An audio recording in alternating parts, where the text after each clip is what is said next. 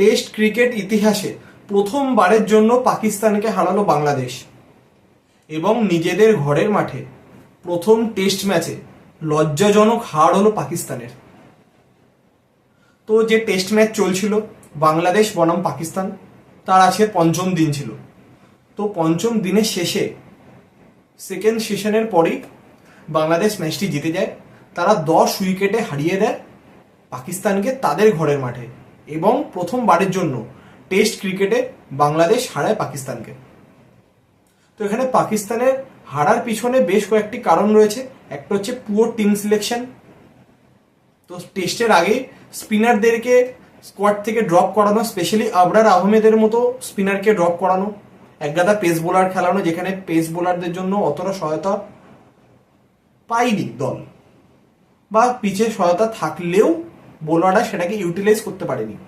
সেটা একটা, কিছুটা ওভার কনফিডেন্স এবং কিছুটা হচ্ছে অপোনেন্টকে আন্ডার এস্টিমেট করা।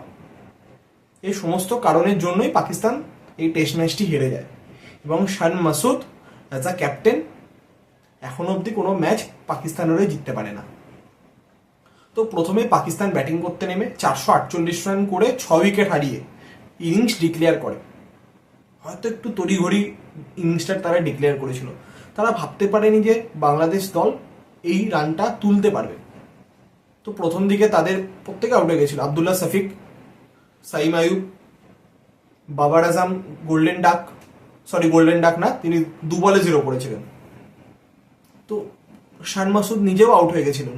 তো সেখানে ভাইস ক্যাপ্টেন শাকিল এবং মোহাম্মদ রিজওয়ান দুজনে দুরন্ত ইনিংস খেলেছিল। রিজওয়ান 171 রানের মোস্ট ভাইটাল ইনিংস খেলেছিল, যার ফলে 448 অব্দি রানটা গেছিল। তো সেখানে ইনিংস ডিক্লেয়ার করে পাকিস্তান। কিন্তু তারপর বাংলাদেশ যা ব্যাটিং করে, তারা 565 করেছিল, দুরন্ত তারা ব্যাটিং করে। তাদেরও সর্বোচ্চ রান করেন মুশফিকুর রহিম, তিনি 191 করেন এবং তার সাথে সাথে প্রত্যেকে কন্ট্রিবিউট করেছিল। লিটন দাসই বলুন বা মেহেদি হাসান মিরাজ, প্রত্যেকে কন্ট্রিবিউশন করেছিল, যার ফলেতে 565 অব্দি রানটা গেছিল। তো এইখানে পাকিস্তানের বোলিং এবং ক্যাপ্টেন্সি নিয়ে প্রশ্ন উঠবে। তার কারণ হচ্ছে যখন স্পিনার কম আছে, তো সেখানে শান মাসুদ শাইম আয়ুবকে দিয়ে বল করেছিল। তিনি প্রথমেই সাকিব আল হাসানকে আউট করে দিয়েছিলেন, তারপরে তাকে আর বোলিং দেওয়া হয়নি। কোথাও গিয়ে নিজের ইগোটাকে ডিফেন্ড করার কারণ ছিল। তার কারণ হচ্ছে সেখানে যদি আরো স্পিনাররা যদি উইকেট পেত, তাহলে তার ক্যাপ্টেন্সি নিয়ে প্রশ্ন উঠত যে তাহলে স্পিনারদেরকে ড্রপ করানোর কি কারণ ছিল। তো সেই প্রশ্নগুলো যাতে না ওঠে, নিজের ইগোটাকে ডিফেন্ড করার জন্য তিনি আর স্পিনারকে বল দেয়নি, সাইম আয়ুবকে আর বল দেয়নি, পেস বোলাররা বোলিং করেছেন। তো 565 যখন করে দিয়েছিল, তারপরে যখন পাকিস্তান দল ব্যাটিং করতে নামে, কেউ দাঁড়াতে পারেনি। রিজওয়ান কিছুটা চেষ্টা করেছিল, কিন্তু একার পক্ষে কিছুই করা সম্ভব ছিল না। 146-এ অল আউট হয়ে যায় পাকিস্তান। সেখানে অনেক এক্সপেকটেশন ছিল যে এক্স ক্যাপ্টেন বাবার আজম তিনি একটা ভালো ইনিংস খেলবেন। তার একটি ক্যাচ মিস করেছিলেন লিটন দাস শরীফুল ইসলামের বলে, এজ লেগেছিল, ক্যাচ মিস করেন লিটন দাস। তারপরেও তিনি তার ইনিংসটাকে বড় করতে পারেননি। তো 146-এ অল আউট হয়ে যায় পাকিস্তান এবং সেকেন্ড ইনিংসে দুরন্ত বোলিং করেন বাংলাদেশের হয়ে মেহেদি হাসান মিরাজ এবং সাকিব আল হাসান। তো লাস্টে 30 রান মাত্র টার্গেট হয় বাংলাদেশের ক্ষেত্রে। তো তারা 7 ওভারের মধ্যেই কোনো উইকেট না হারিয়ে রান তুলে নেয় এবং 10 উইকেটে একটি ঐতিহাসিক টেস্ট ম্যাচ জিতে নেয় এবং তারা প্রথমবারের জন্য পাকিস্তানকে হারায়, তাও আবার পাকিস্তানের হোম গ্রাউন্ডে। তো নিজেদের হোম গ্রাউন্ডে টেস্ট ম্যাচ জেতা, একটা সিরিজ জেতা, আশাটা এখন অব্দি আশাই রয়ে গেছে পাকিস্তানের। কারণ এই টেস্ট সিরিজটাও মাত্র 2 ম্যাচে।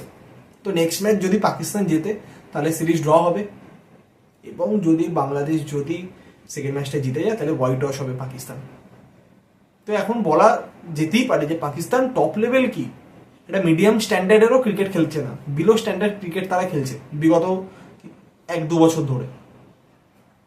তো এখান থেকে পাকিস্তানকে ঘুরে দাঁড়াতে হবে, নইলে নিজেদের হোম গ্রাউন্ডে আরও বেইজ্জতি তাদের হয়তো বাকি রয়েছে। তো আজকে তাদের ব্যাটসম্যানরা যদি সেকেন্ড ইনিংসে একটু যদি দায়িত্ব নিয়ে ব্যাটিং করতে পারতো, তাহলে হয়তো বা এই ম্যাচটা ড্রয়ের দিকে যেতে পারতো। কিন্তু সেখানে কোনো একটা ব্যাটসম্যানের থেকেও কোনো কন্ট্রিবিউশন পাওয়া যায়নি। ইভেন যে ক্যাপ্টেন শান মাসুদ, যার উপর এত এক্সপেকটেশন যে তিনি পাকিস্তান দলকে নেতৃত্ব দেবেন এবং ভালো রেজাল্ট হবে, তাকে যখন টেস্ট ক্যাপ্টেন্সি দেওয়া হয়, আগের বছরে যখন বাবার আজম ক্যাপ্টেন্সি ছেড়ে দিয়েছিল, কিন্তু তারপর থেকে এখন অবধি সেরকমভাবে তার যে ক্যাপ্টেন্সিতে তিনি সেরকম কিছু করতে পারেননি শান মাসুদ। হয়তো তিনি আরও টাইম পাবেন। তো তার যে ফ্যান্সরা রয়েছে এবং যারা বাবার আজমের ফ্যান রয়েছে, তো তাদের মধ্যে তো একটা ট্রোলিং তো চলছেই যে শান মাসুদের কী পারফরমেন্স। তো এখানে পাকিস্তান দলকে এই সমস্ত দিক বিচার করে সেকেন্ড ম্যাচে ঘুরে দাঁড়াতে হবে এবং সম্ভবত আরও কোনো স্পিনার হয়তো দলে অ্যাড হতে পারে। এবং বাংলাদেশের পয়েন্ট অফ ভিউ থেকে আমরা যদি দেখি, তাদের ব্যাটসম্যানরা বোলাররা সবাই ভালো কন্ট্রিবিউশন করেছে, তো যার ফলে তারা টেস্ট ম্যাচটি জিততে পেরেছে। তো তাদের ক্ষেত্রে একটি যদি উইক পয়েন্ট থাকে সেটা হচ্ছে লিটন দাসের কিপিং। তিনি ফার্স্ট ইনিংসে কিন্তু রিজওয়ানে ক্যাচ ফেলেছিলেন 85 রানে, তিনি 171 করেছিলেন। তো সেকেন্ড ইনিংসেও তিনি বাবার আজমে ক্যাচ ফেলেছিলেন, সেখানে যদি বাবার আজম যদি একটি বড় ইনিংস খেলতেন তাহলে কিন্তু বাংলাদেশ এই টেস্ট ম্যাচটি জিততে পারতো না, ম্যাচটা সম্ভবত ড্রয়ের দিকে চলে যেত। তো এক একটা ক্যাচ কিন্তু খুব ভাইটাল।